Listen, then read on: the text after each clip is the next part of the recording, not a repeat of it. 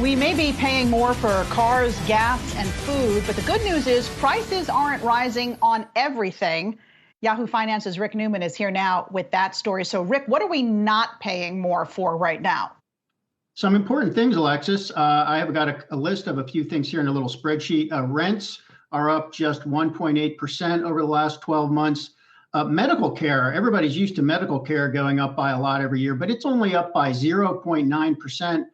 During the last year. College tuition only up by 0.3%, and computer products and services basically flat at 0.1% change year over year. I mean, some of this for sure is related to the disruptions caused by the coronavirus pandemic.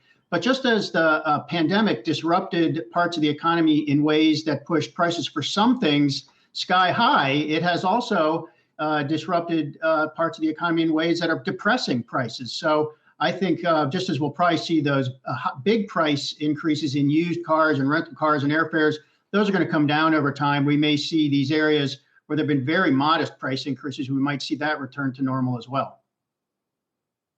What about other things outside of what you just discussed? I mean, we've got food prices higher. We've got car prices higher. We've got the Federal Reserve telling us it's probably going to be temporary.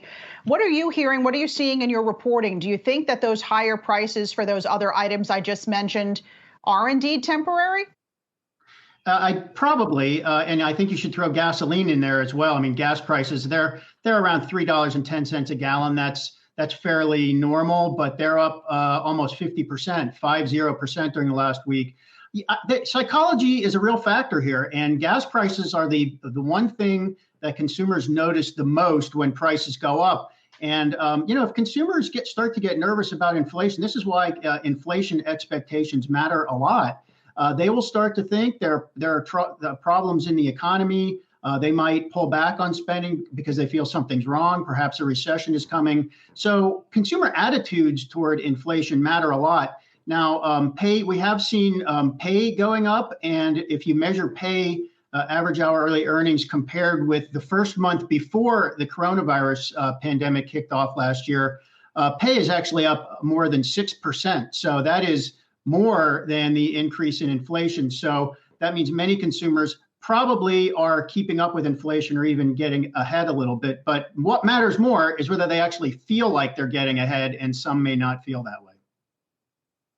All right, you better believe it. Rick Newman, thanks so much.